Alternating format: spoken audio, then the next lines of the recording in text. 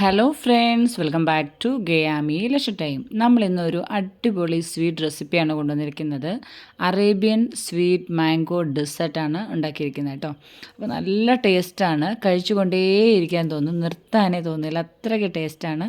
പെട്ടെന്ന് തന്നെ റെഡിയാക്കാം. ഇപ്പോൾ മാംഗോ സീസണൊക്കെ ആണല്ലോ, അപ്പോൾ നല്ല പഴുത്ത മാങ്ങ ഉണ്ടെങ്കിൽ നമുക്ക് പെട്ടെന്ന് തന്നെ ഒരു 10 മിനിറ്റിനുള്ളിൽ റെഡിയാക്കാൻ പറ്റിയ ഈ ഡെസേർട്ട് എങ്ങനെയാണെന്ന് നോക്കിയാലോ. ആദ്യമേ തന്നെ നല്ല പഴുത്ത 2 മാങ്ങ ഞാൻ എടുത്തിട്ടുണ്ട് കേട്ടോ. നല്ല മാമ്പഴമാണ്. അപ്പോൾ ഇതിൻ്റെ സ്കിന്നൊക്കെ മാറ്റിയതിന് ശേഷം ചെറുതായിട്ട് കട്ട് ചെയ്ത് നമുക്ക് മിക്സിയുടെ ജാറിലേക്ക് ഇട്ട് കൊടുത്ത് നന്നായിട്ടൊന്ന് അടിച്ചെടുത്തിട്ട് വരിക.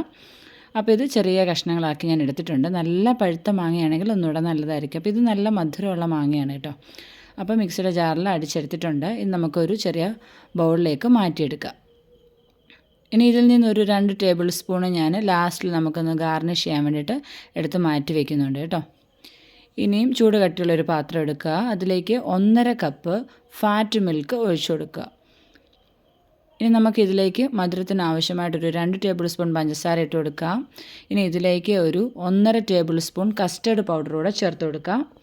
ഇനി ഇത് നന്നായിട്ടൊന്ന് മിക്സ് ചെയ്ത് അതിൻ്റെ കട്ടയൊക്കെ മാറ്റി ശേഷം നമുക്ക് ഗ്യാസ് ഓൺ ചെയ്ത് കൊടുക്കാം.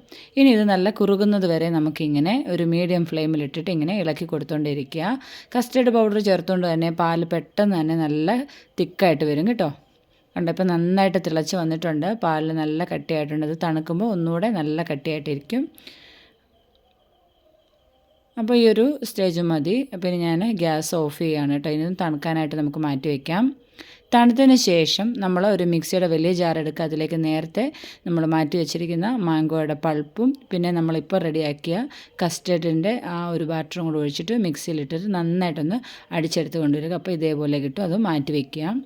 ഇനിയും ഒരു ബൗളിലേക്ക് ഞാൻ ഫ്രഷ് ക്രീം എടുത്തിട്ടുണ്ട്. 1 ടിന്ന് ഫ്രഷ് ക്രീമാണ് എടുത്തിരിക്കുന്നത്. അതിലേക്ക് മധുരത്തിന് ആവശ്യമായിട്ടൊരു 5 ടേബിൾ സ്പൂൺ കണ്ടൻസ്ഡ് മിൽക്കാണ്. അപ്പോൾ കണ്ടൻസ്ഡ് മിൽക്ക് ഇല്ലെങ്കിൽ പഞ്ചസാര ചേർത്താലും മതി. പക്ഷേ ഇത് ചേർക്കുമ്പോഴാണ് ഒരു പ്രത്യേക ടേസ്റ്റ് കേട്ടോ. അപ്പോൾ ഒരു 5 ടേബിൾ സ്പൂണ് കണ്ടൻസ്ഡ് മിൽക്ക് കൂടെ ചേർത്തിട്ട് നമുക്കിത് നന്നായിട്ടൊന്ന് ബീറ്റ് ചെയ്തെടുക്കാം. അപ്പോൾ നമുക്ക് മറ്റ് ക്രീമിൻ്റെ ഒന്നും ആവശ്യമില്ല കേട്ടോ. ഈ ഒരു ഫ്രഷ് ക്രീമും കണ്ടൻസ്ഡ് മിൽക്ക് കൂടെ ഉണ്ടെങ്കിൽ നല്ലൊരു ടേസ്റ്റായിട്ടുള്ളൊരു ക്രീം നമുക്ക് കിട്ടും. അതെടുത്ത് മാറ്റി വയ്ക്കാം. ഇനി നമ്മളൊരു പുഡിംഗ് ട്രേ എടുക്കുക. അതിലേക്ക് ഞാൻ ആദ്യമേ നമ്മൾ ഇതേപോലെ ബ്രെഡിൻ്റെ സൈഡൊക്കെ മാറ്റിയതിന് ശേഷം ഇതേപോലെ നിരത്തി വയ്ക്കുക. അതിന് മുകളിൽ നമ്മൾ കസ്റ്റേർഡും മാംഗോയും കൂടെയുള്ള ആ ഒരു ബാറ്റർ ഉണ്ടല്ലോ, അത് ഇതിൻ്റെ മുകളിൽ ഒഴിച്ച് നന്നായിട്ട് ഒഴിച്ചു കൊടുക്കുക. എന്നിട്ട് നന്നായിട്ട് എല്ലായിടത്തും ഇതേപോലെ ഒന്ന് തേച്ച് കൊടുക്കുക കേട്ടോ. ബ്രെഡൊന്നും കാണാത്ത രീതിയിൽ, അത് മുങ്ങുന്ന രീതിയിൽ. ഇനി ഇതിൻ്റെ മുകളിൽ നമുക്ക് കുറച്ച് നട്ട്സൊക്കെ ഇട്ട് കൊടുക്കാം. അപ്പോൾ ഞാനിപ്പോൾ കാഷ്നട്ടാണ് ഇട്ട് കൊടുക്കുന്നത്. ബദാമോ പിസ്തയൊക്കെ ഉണ്ടെങ്കിൽ ഇട്ട് കൊടുക്കാം. ഇനി അതിൻ്റെ മുകളിൽ നമ്മൾ സെക്കൻഡ് ലെയറായിട്ട് വീണ്ടും നമ്മൾ ഇതേപോലെ ബ്രെഡിൻ്റെ പീസ് ഇതേപോലെ കട്ട് ചെയ്ത് വെക്കുകയാണ് കേട്ടോ. ഒരളവിൽ എടുത്തിട്ടുണ്ട്. അപ്പോൾ ഇതേപോലെയുള്ളൊരു സ്ക്വയർ ഷേപ്പിലുണ്ടെങ്കിൽ നമുക്ക് പെട്ടെന്ന് വെക്കാൻ എളുപ്പമുണ്ട്. ഇനി ഇതിൻ്റെ മുകളിൽ നമ്മൾ വീണ്ടും ഈ കസ്റ്റേർഡിൻ്റെ ആ ബാറ്റർ ഉണ്ടല്ലോ, അത് ഒഴിച്ചു കൊടുക്കുക. ലാസ്റ്റ് ഇതുകൂടെ ഒഴിച്ചു കൊടുത്ത് അതങ്ങ് തീർന്നു. ഇതുകൂടെ ലാസ്റ്റിലത്തെ ഒഴിച്ചിട്ട് നമുക്ക് വീണ്ടും അത് നന്നായിട്ടൊന്ന് നിരത്തി കൊടുക്കാം. ഇതുപോലെ ഒരു സ്പാച്ചില വെള്ളം ഉപയോഗിച്ചിട്ട് ഇങ്ങനെ നിരത്തി കൊടുക്കാം. ഇനി നമ്മളിത് നിരത്തിയതിന് ശേഷം ഒരു 15 മിനിറ്റ് നമുക്കിതൊന്ന് റെഫ്രിജറേറ്റ് ചെയ്യാം. ഒന്ന് സെറ്റായി കിട്ടാൻ വേണ്ടിയിട്ടാണ് കേട്ടോ.